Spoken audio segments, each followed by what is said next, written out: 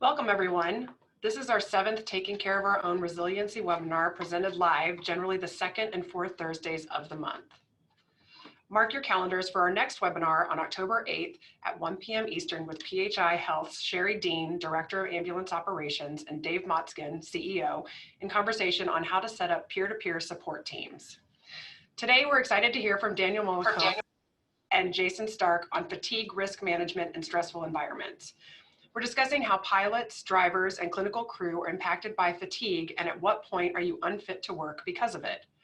What systems need to be in place to avoid having to make that mission-critical call using a fatigue risk management lens? This issue is a shared responsibility between management and individual crew members, and we'll be talking about and learning how management should structure duty schedules with adequate rest opportunities to adhere to a fatigue risk management policy. Recognizing that everyday stressors of home and family, plus the COVID crisis, all contribute to an added layer of anxiety over multiple uncertainties, which adds to mental and physical fatigue, impacting performance and causing errors that can, of course, be fatal. It's precisely why, in times like these, that having standards in place protects patients, employees, and mitigates liability for all through proactive leadership and messaging that guides employees through ambiguity to reduce anxiety and stress. I know we're all eager to hear Daniel and Jason present their comprehensive approaches and best practices around fatigue risk management, particularly how objective data collection can track human factor sources of fatigue risks, which they incorporate into actionable steps. Reminder to our live attendees, if you have a question for our speakers, use the Zoom Q&A tool provided when you think of it so they can be in the queue when we take questions at the end of the presentations. As CEO of the MedEvac Foundation International, and on behalf of our board, staff, volunteers, and especially our donors who collectively make all the taking care of our own Help is on the Way programming possible, welcome everyone.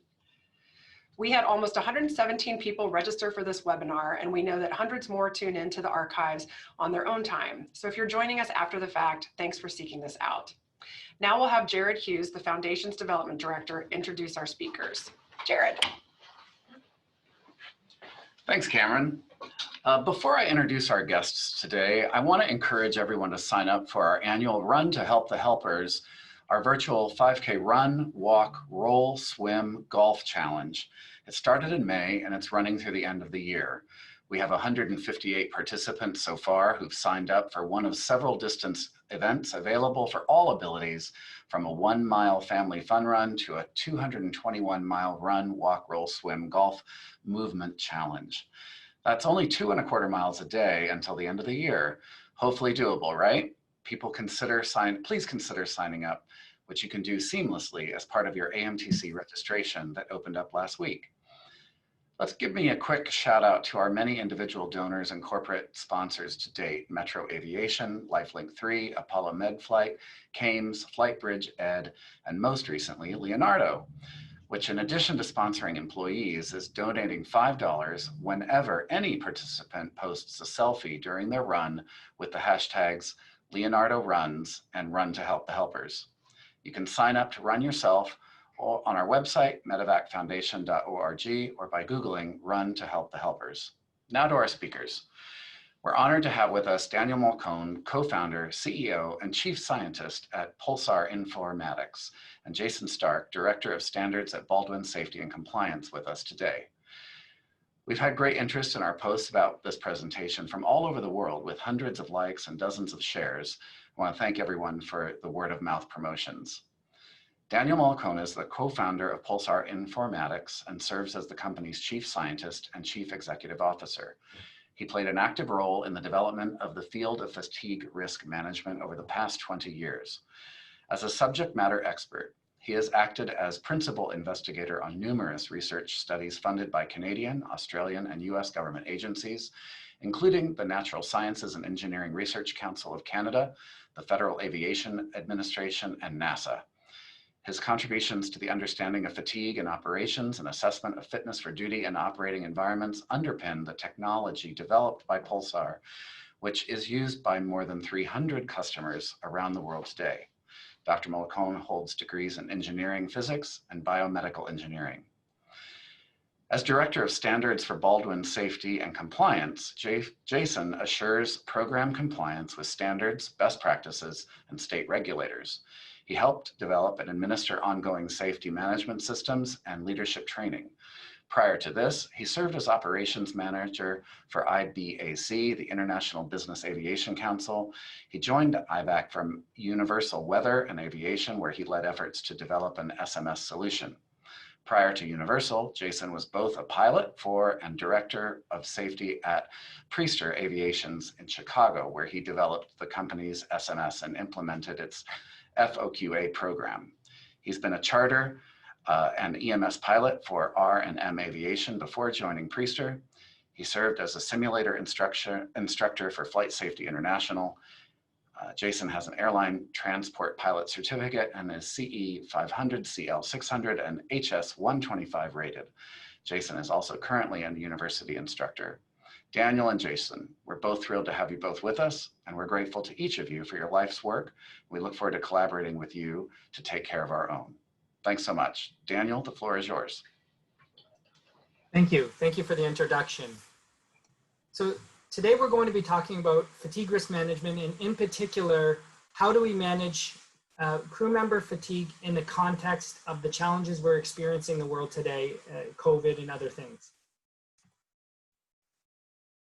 When we think about fatigue, there are three biological factors or considerations that are important that can result in crew members being fatigued. And when we talk about fatigue, we're not talking about feeling a little bit tired. We're all a little bit tired. We all work hard. We all have a lot of constraints on our time.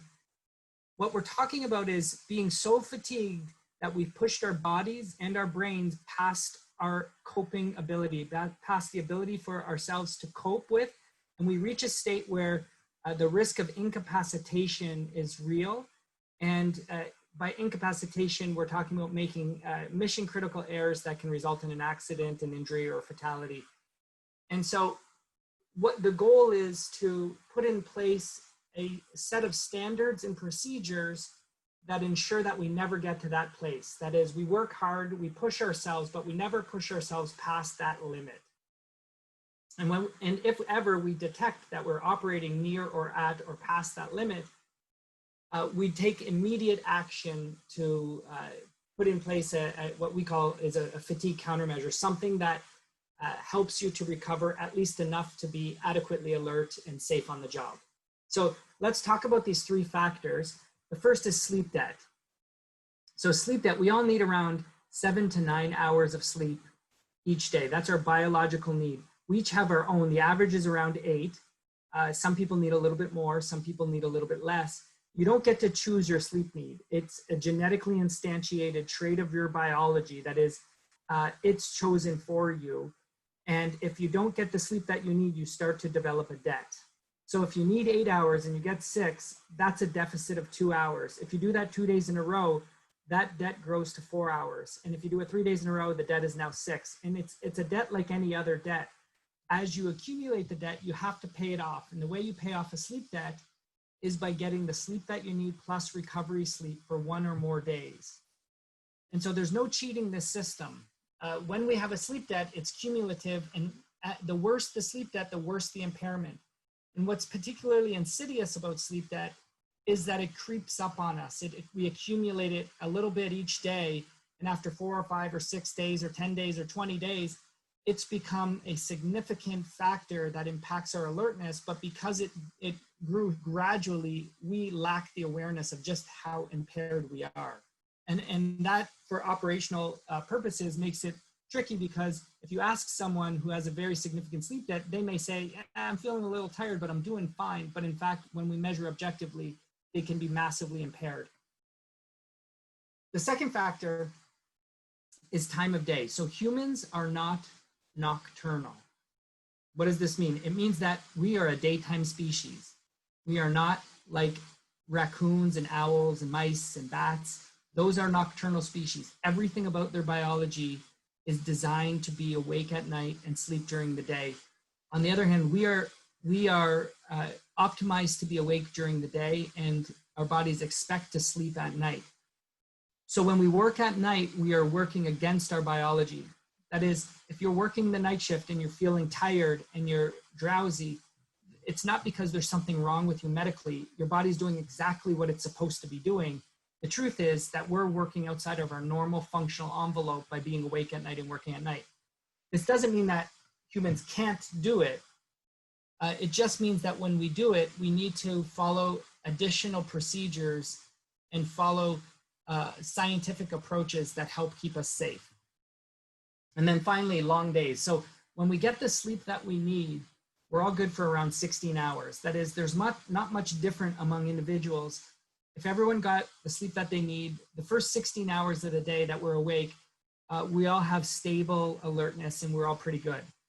What happens if you extend the time that you're awake beyond 16 hours, you start to really spread out the population. That is, there is significant individual variability here. What does that mean? It means that some of us can push past 16, 17, 18, 19, even 20 hours.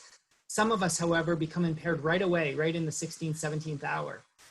And so in an operational environment, we have to really start to monitor and be ready to mitigate fatigue when the number of waking hours is extended beyond 16.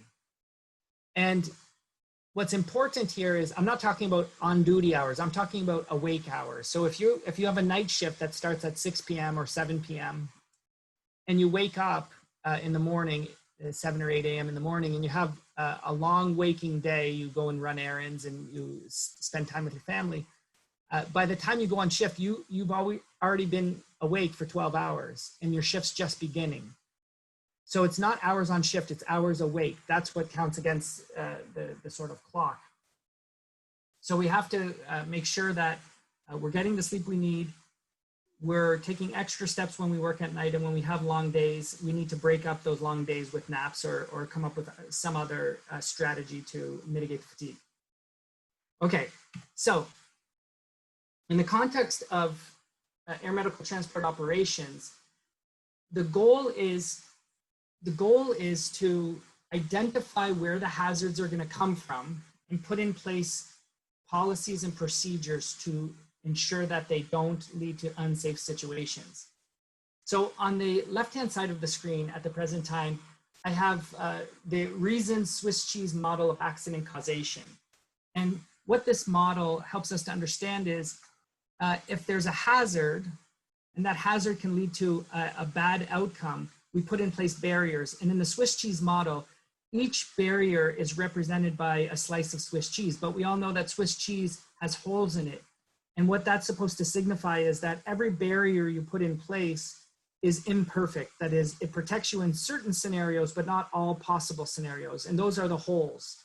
And so what we do is we put in place multiple different barriers that provide levels of redundancy in hopes that the multiple levels of redundancy will in aggregate provide a very robust and complete protection against the hazard.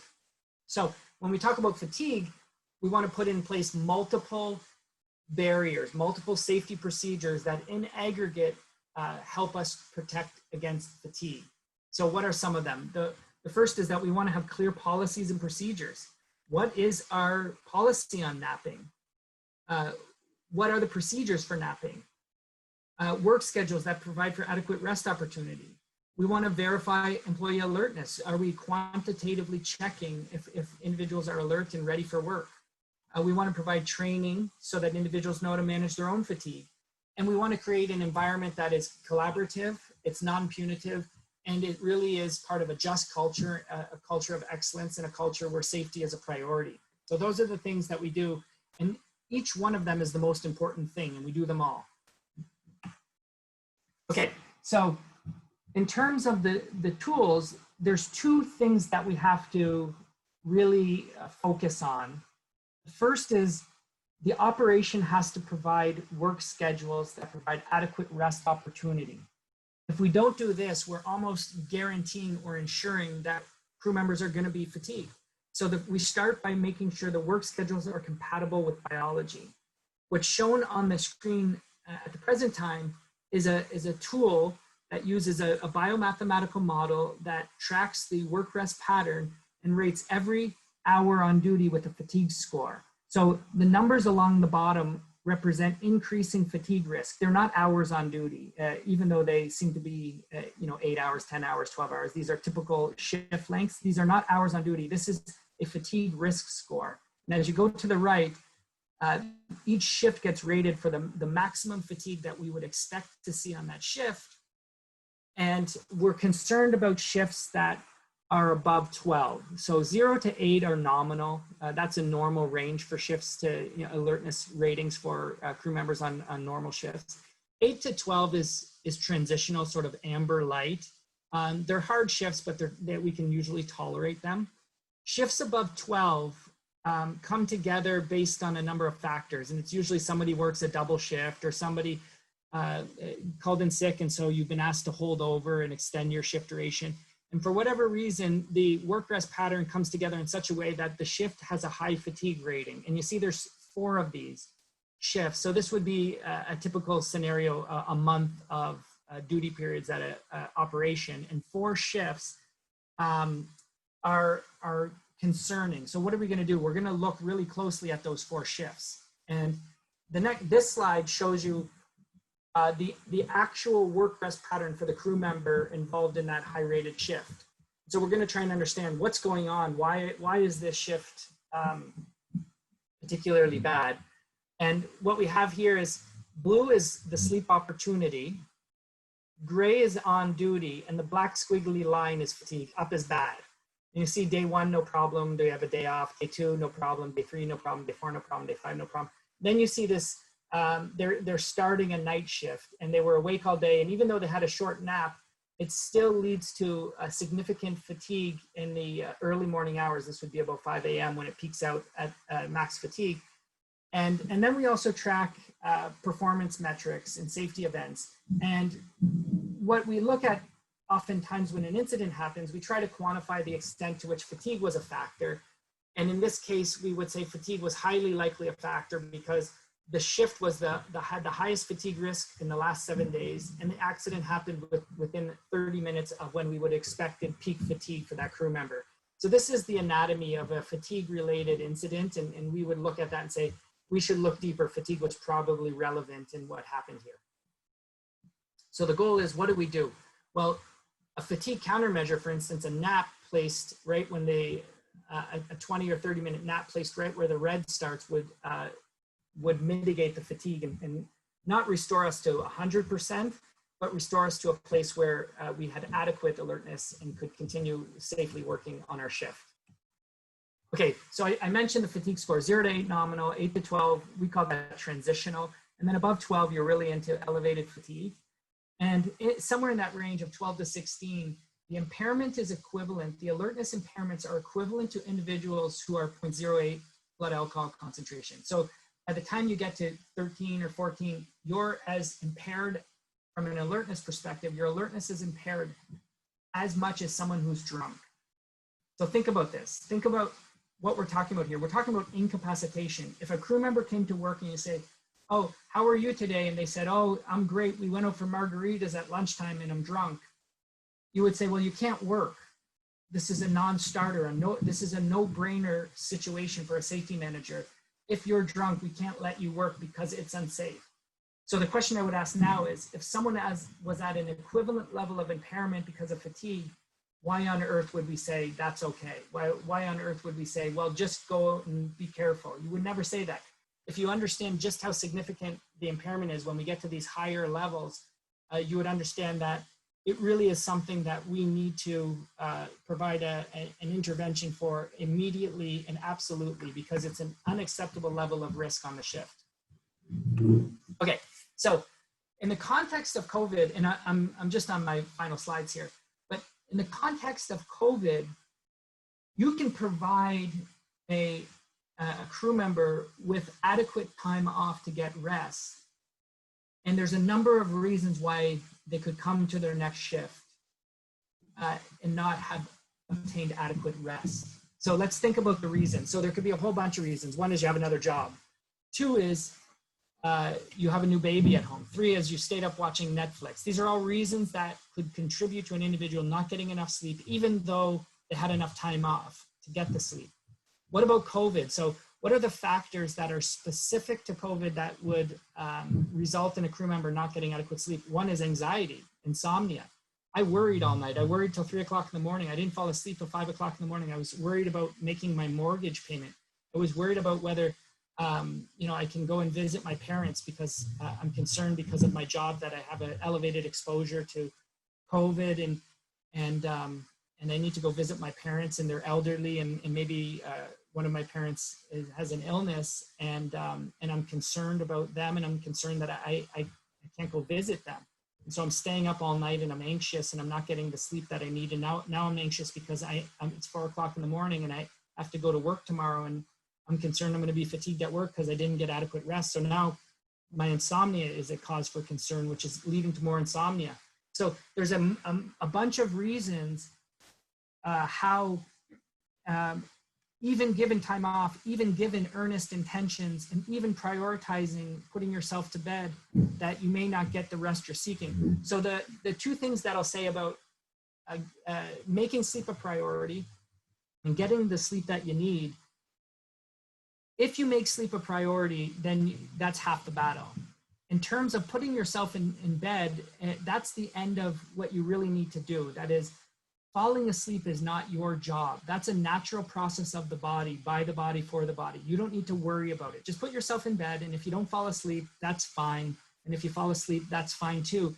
And you also have to understand that if you're well rested and you go to sleep and you don't get a good night's rest, you're not going to be incapacitated at work the following day. That is, we're a bit resilient. We can tolerate a bad night of sleep and still be alert the following day.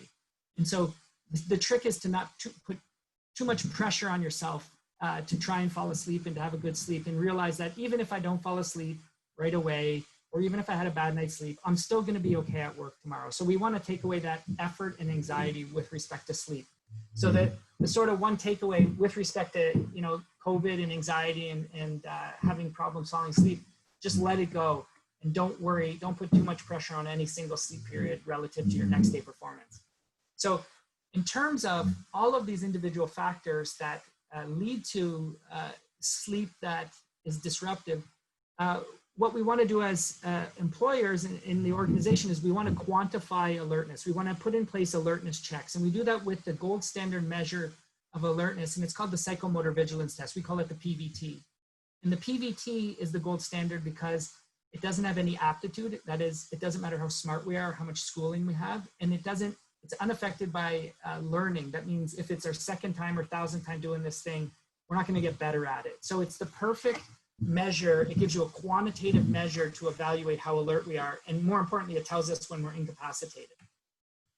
So what does the score mean? Same thing, 0 to 8, no problem. 8 to 12, that's moderate impairment. And above 12, okay, stop, we got a problem here. And that's what we're looking for. We're looking for things 12 and above is a bad sign. And when we find out that that's the alertness levels that we're at, we need to do a hard mitigation, which is a nap, possibly caffeine or some other thing, but we can't do nothing. That's the main point.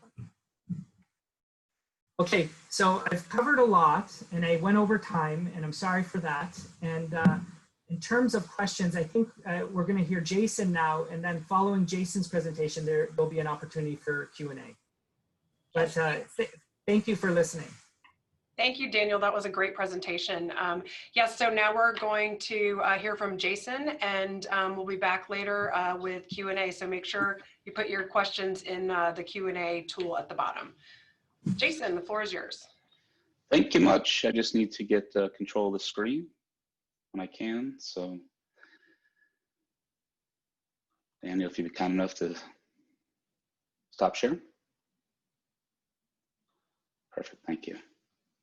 Well, hello everybody. I'm really very thrilled to be here. I've considered it a big honor to be participating with you today, or to be speaking to you today. If you give me a second, I will get this up here. And everybody should be able to see my screen. Let me go ahead and swap this.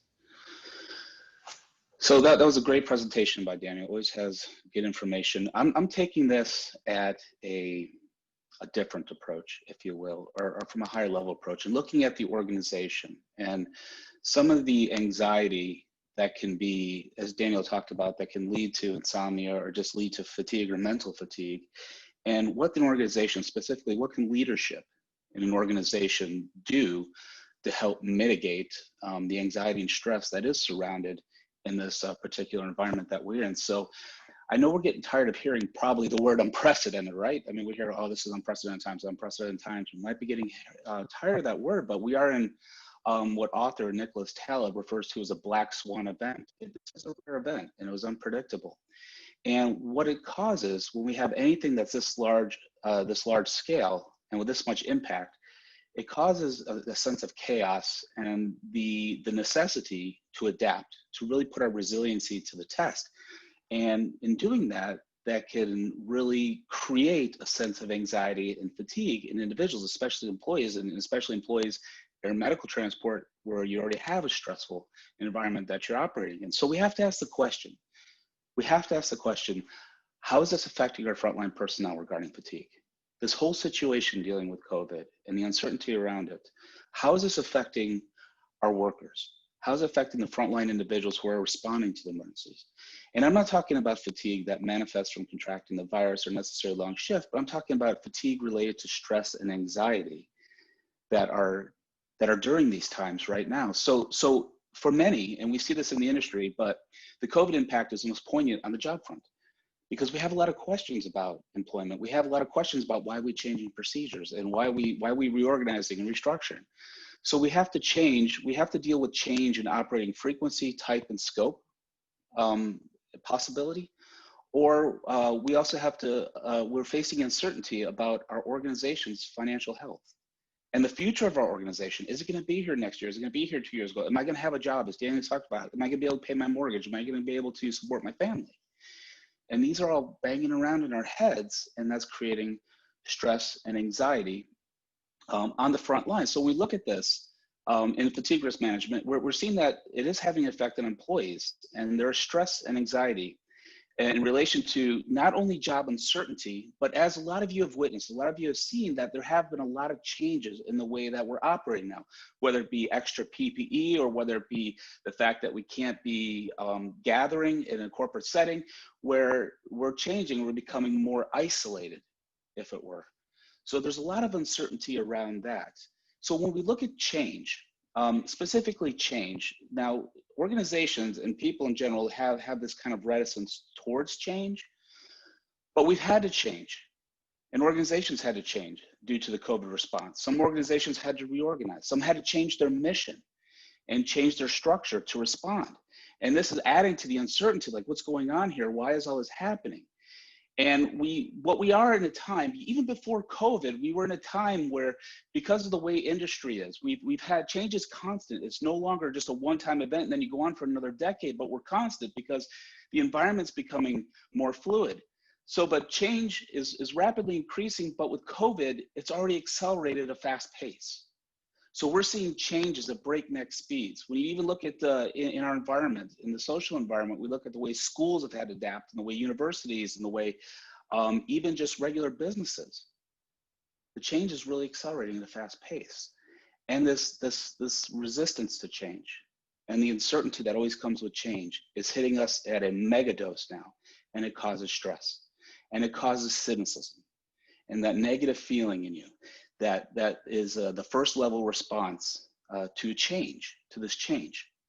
So this uncertainty as well, and this is a big one. The COVID has led to reduced or ceased operations. We've seen that in other organizations and to some extent in the air medical transport. But this creates a lot of uncertainty. You don't know, like I said, you don't know about your future employment. Do you need to go look for another job, or is your company gonna be okay? And this uncertainty as one of the job stressors, uncertainty in employment being one of them, has been shown to lead to anxiety, stress and anxiety. And anxiety, as it's found, is a common mental health illness found in, and there's a study in construction workers, but they studied the construction workers who were seasonal, and they constantly had this unemployment stress, this uncertainty in employment. And it led to high level fatigue and anxiety within the subjects in this case. And they found that it also impacts job performance, as Daniel talked about. When you're stressed, when you're anxious, and fatigue, which also leads to fatigue and exacerbates fatigue, you can see that's going to affect your performance, and it's also going to affect safety margins. So the question is this really happening? And we're at my company, we administer safety culture surveys. And it's just by chance we captured this. And we captured this in free text because in the safety culture survey, we're not really necessarily measuring for stress and anxiety. But what we captured were in the free text, in the open-ended responses, we captured individuals who were talking about stress related to COVID. And so right now, and we haven't, there's still more safety culture surveys coming in, but at a point we're at 0% of people talking about any stressor that might affect safety or safety culture. But now we're at almost nearly 20%. And my guess is in future surveys, we're going to see this continually increasing. But these responses, again, we just happen to catch these, but reduced flying is having an impact on pilot currency and complacency. So there is a stress. There is a stress in our organizations around the situation and the environment that we're in now.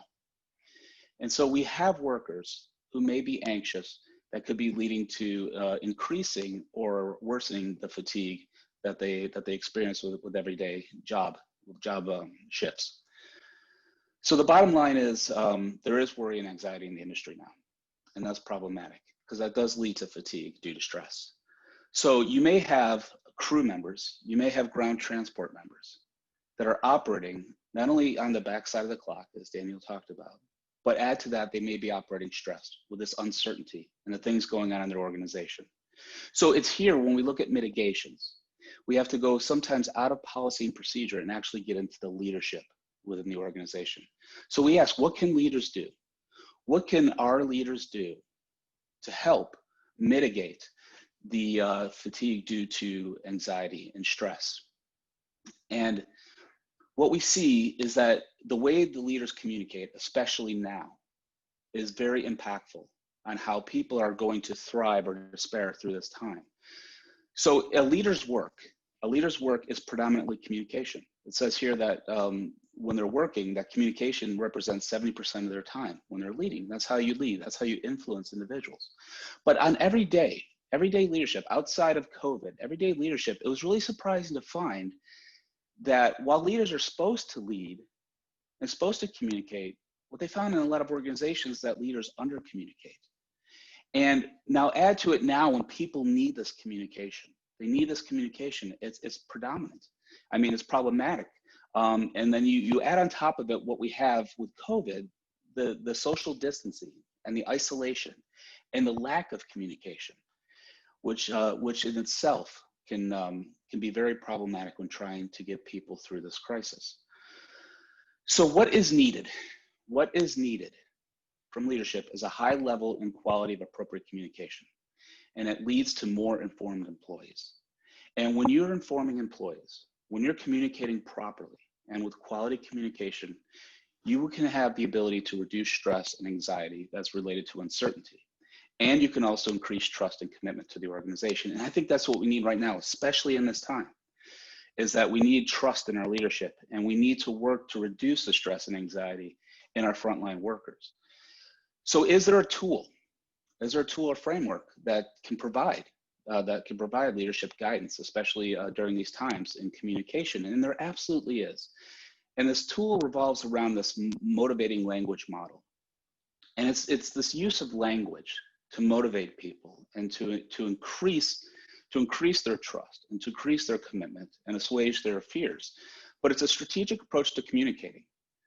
It's not ad hoc, but it is formal, it is planned, and it reduces uncertainty, and it also improves clarity. And what the end result is going to be is a robust culture. So when we look at this motivating language model, in this model, there are three ingredients, or three types or ways that you communicate with people. And they are meaning making, empathetic, and direction giving. And these three facets are used with situational awareness. So you want to use the right style, the right lens of communication for the right time. And that, again, by doing that, we're able to help mitigate fears, which can mitigate anxiety and stress and hopefully mitigate fatigue. So let's look at each one of these. So direction giving language is just like it sounds. It's giving directions. and it's provide guidance. And what it really helps to do is reduce this tactical uncertainty and chaos. So think about in your organization's emergency responses, in the manual or the directions that are given, they're very directional. And that's because that's an uncertain time. And that's a chaotic time, especially during an accident.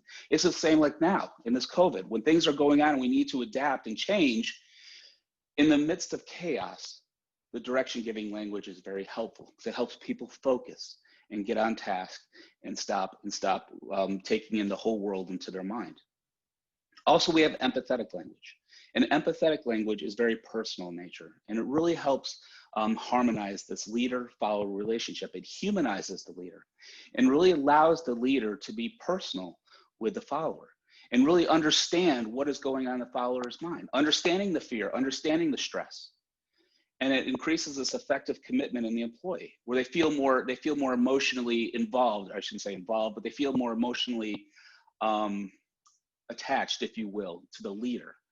And there's a connection there. And that's very important, especially in these times when there's a lot of stress and possibly anxiety or depression. So this empathetic type of language can help. And then finally, there's this meaning-making language, which I think is, in the overarching sense, is incredibly important. And this is, if you got any one of these three, it's this one. This meaning-making language, it allows leaders to mitigate confusion and anchor hope. And what it is this communication of a higher purpose. It's this vision, if you will.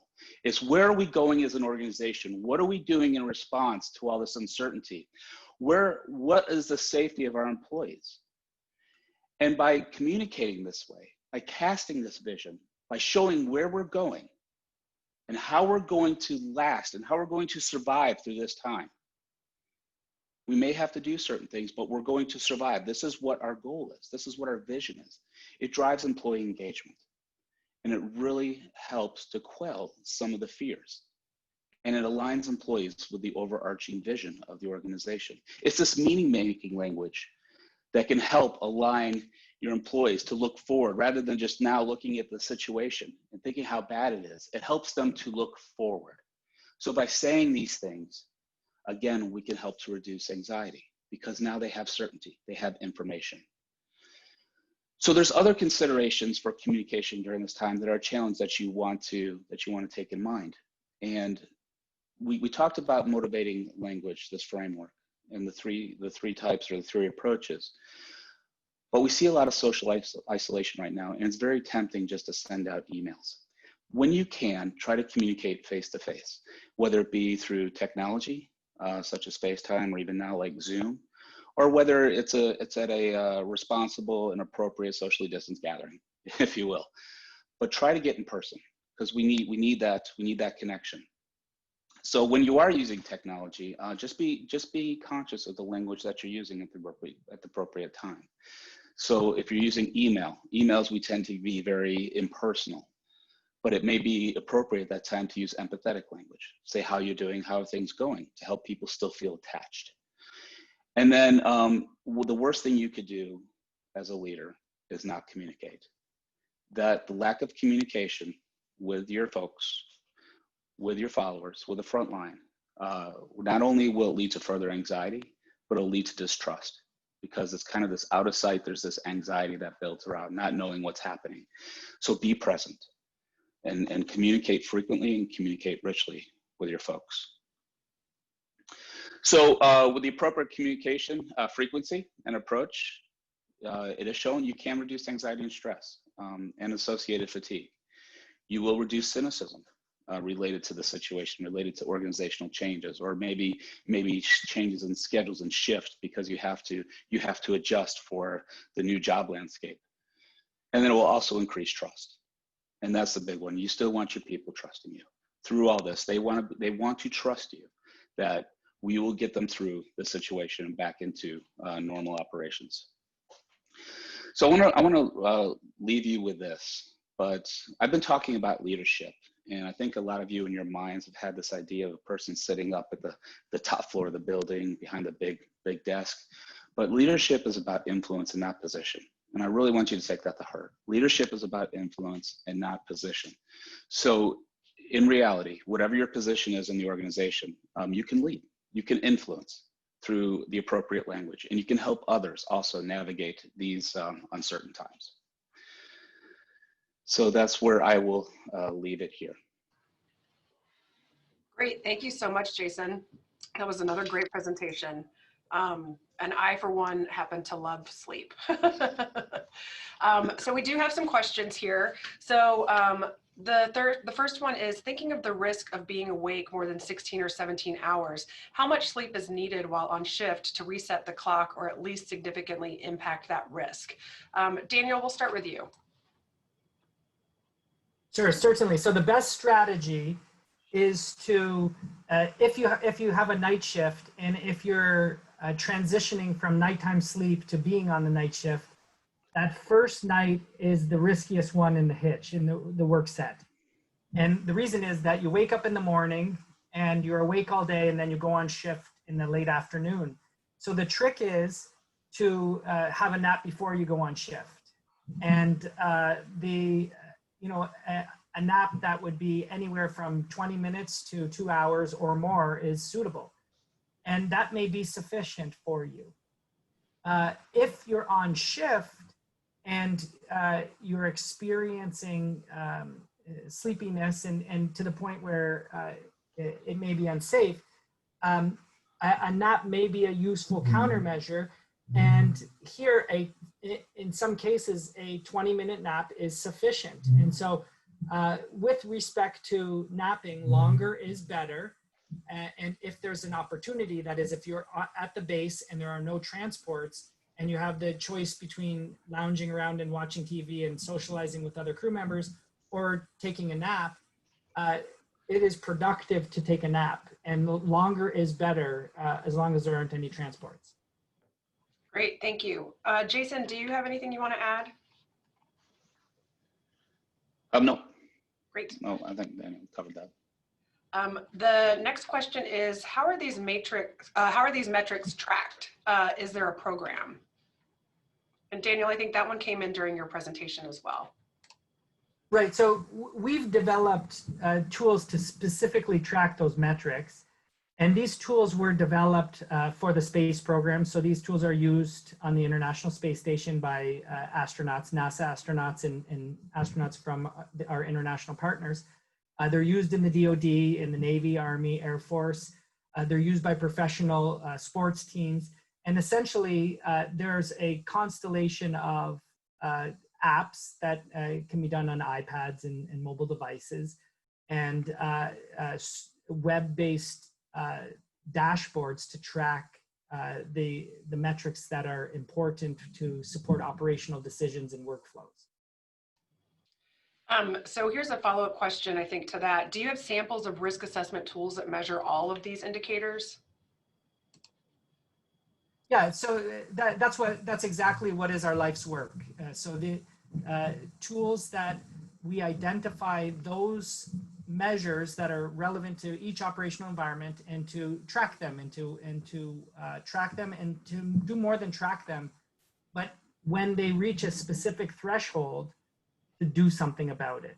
And again, what we're really concerned about is those events where there's a definite risk to safety. That is the sort of small stuff we don't really concern ourselves too much with. We humans are pretty resilient. So we're really concerned with frank, conspicuous, egregious cases where we really do have to intervene because it's unsafe. Great. Would you talk about the periodic and routine use of sleep aids, both over the counter, so Tylenol PM, or prescription like Ambien? Right.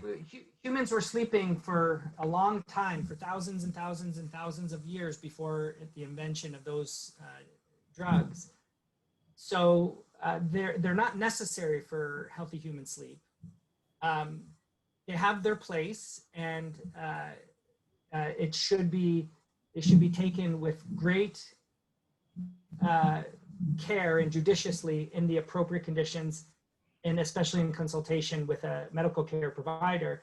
But I would say that with some discipline and effort, you should be able to sustain healthy sleep-wake patterns without the use of medications in most cases.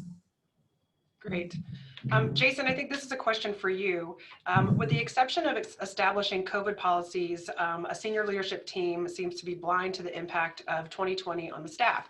How do you get their attention if they are failing to communicate? That's a great question, and we have seen this before, but communicating up or leading up is possible. I think a good sound way to do it is one of my favorite tools is survey. And survey the organization. And now with the data, you can provide that to senior leadership and saying, there is an issue here. People are stressing out about this. This is creating organization or anxiety within the organization. And I think we need to address it. As a safety professional, just from the organizational structure, while it not only always happens, there should be access from the safety individual to senior leadership for just these very things. Great. Here's a question. What recommendations are there for when you score high on the PVT WorkFit app greater than 12? Just napping? Napping is your best weapon. It's even a short nap can have a profound effect that should be sufficient to get you through the rest of your shift. So that's the best one. Some people respond very well to caffeine. That's a personal thing. Some people don't tolerate caffeine and don't want to drink caffeine, but caffeine is a drug and it has a profound impact on our brains and our alertness.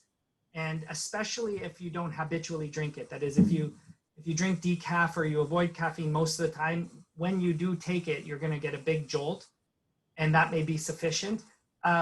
In terms of other things that you can do to help make you feel more alert, increasing your heart rate is a very significant one, but you have to keep your heart rate elevated. As soon as you relax, you'll sink back down to that level of sleepiness. What we said is, no one ever fell asleep playing basketball. So as long as you're up on your feet and your heart is elevated, that will help mask the sleepiness. But it's not a perfect thing, because once you're seated in the aircraft and stationary, you're going to start to relax again. Your heart rate will go down and the drowsiness will return. So I would say that the big one is napping. The second one to consider is caffeine, and then elevating your heart rate is probably the third thing that you can do, albeit limited in the operational environment, when you're in the aircraft. Great. This one says, many programs use 24-hour shift that allow members to sleep. How long of a sleep is appropriate, and how does sleep inertia impact decisions made immediately or shortly after suddenly waking to take a call or flight? Right, so more sleep is better. If you can log 8 hours of sleep at work, that's the goal.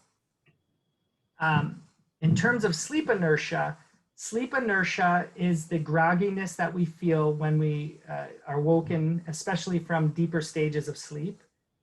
What can make sleep inertia worse is if you're really tired. So if you have a big sleep debt, or that will make the sleep inertia worse. And the time of the day will make it worse. So sleep inertia between midnight and 6 a.m. will be much more severe than sleep inertia in the afternoon or the daytime. And so with sleep inertia, the grogginess can be incapacitating, and that has to be addressed. So if you wake up from a dead sleep in the middle of the night to do a transport, and you put your boots on and you're going out to the aircraft and you're disoriented, despite your performance objectives to get that helicopter or aircraft in the air in 6 minutes or 8 minutes or whatever your performance objectives are, if you're experiencing strong sleep inertia, it's not in your best interest to proceed. It's in your best interest to take 1 or 2 minutes to allow your brain to get out of that state. Sleep inertia can really last for 20 or 30 minutes, but the really acute stuff you can dissipate by splashing cold water on your face, elevating your heart rate, just walking around and stretching, but just giving your brain some time to transition. And again, caffeine will help, but caffeine takes about 20 minutes to kick in. So sleep inertia can be fully dissipated in 20 to 30 minutes. Sometimes you don't have that opportunity, and so you need to do what you can to get yourself to an adequate standard. Great. So we have somebody from Brazil joining us today. Welcome. Thank you for joining us. And they want to know how many working hours is a typical shift in the United States? I don't know if Jason or Daniel, if you have the answer to that. Well, sure. So for pilots, 12 hours is the most typical. And for medical crew members, 24 is very common. I know in the 135 air medical, it was our 14 hours the air shift. Right.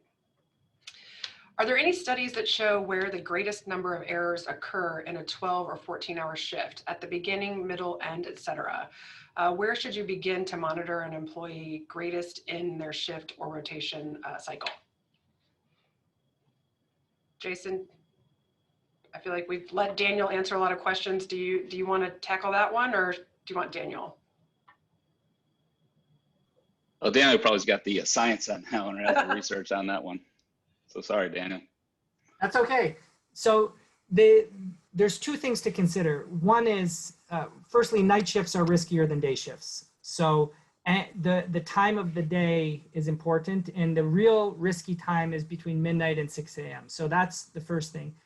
And the shifts that are longer than 10 hours and 12 hours and 14 hours, the longer you're at work, the higher the risk. Unless, of course, there's sleep happening. And so those are two main factors, the length of the shift, and in particular, after you've been at work for 10 or more hours, and the time of the day that the shift's happening. Great. So here's one. I know both of your organizations are working with ground providers, which generally experience more transports per shift than their air counterparts. Is there a difference there between air and ground? I can, just from a different perspective, but we have surveyed a few ground providers in terms of the context of safety culture. And we found a striking difference between how ground perceives the safety and safety controls and safety efforts of the organization versus the flight side. So I would say I think there's a different perception as far as the risk controls and the organization response to risk in the ground side than the air side. But as far as fatigue related, we didn't capture that data. Daniel might have more on that. Yeah, work is work. I don't think the task, one task doesn't make you necessarily much more fatigued than the other. With ground transport, one of the things that you need to be concerned about is other drivers and other factors that you do not control on the roads, and that can increase the risk, and especially at night, and especially a Friday or Saturday night where you both have fatigued drivers and potentially drivers who have consumed alcohol. So there can be concomitant risk factors that the ground crew experiences that are outside of their control. And so not only do you have to worry about yourself not making a mistake, you really have to be vigilant of others making mistakes around you that can impact you. How often are you witnessing fatigue as a primary factor in negative outcomes?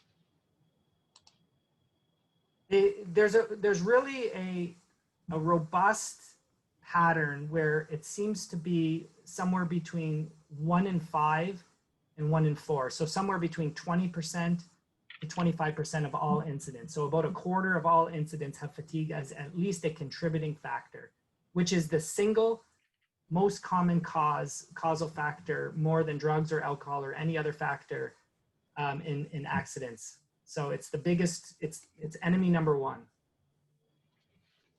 Are these fatigue risk assessment tools that you guys have talked about accessible for providers to institute in pre-mission briefing? Yep. Yeah, I'll go ahead, Dana. No, go ahead, Jason. Well, I know Dana can give specifics, but we do see a lot of crews already using this. So a lot of air medical and ground medical are using it as part of their risk assessment prior to shift or prior to a mission, and incorporating the fatigue and the fatigue readings, especially the qualitative ones, into the risk assessment as a decision of how to mitigate or if to go or not to go. So you see that actually it's pretty frequent in the industry. Daniel, anything to add? No, just agreeing with what Jason said. It's critical to incorporate into your pre-mission briefing. And there's 3 possible outcomes. No problem. We're tracking fatigue as a hazard, but we're still meeting our goal criteria. We're going to mitigate it, but we're going to proceed safely. And then we've reached a limit, and we've reached a no-go decision on this flight because the fatigue risk is above a threshold that is acceptable. Has any thought been given to adding the number of transports, flights completed in a shift when completing the end of the shift? I'm sorry, when completing the end of the shift PVT test. This would add more quantitative data for fatigue. So, let me understand the question. Do we keep a count of how many transports were completed on the current work shifts when interpreting the PVT data? Yes, I think that's what we're asking. The answer is yes. And the number of transports impacts fatigue in 2 ways. One is more workload potentiates fatigue. That is, when you're working harder, you're accumulating fatigue more quickly, although that's not that much of a difference. It's not as big as people think, that factor. More importantly, if you have a lot of transports, you didn't have a lot of opportunity to rest. And that's the bigger factor. So if you're on a 12-hour night shift and you have 4 or more transports, that means you don't have any opportunity for rest. And that's the factor that we need to be concerned about. Should the crews do risk assessments on 24-hour shifts in the morning and in the evening before and after flights?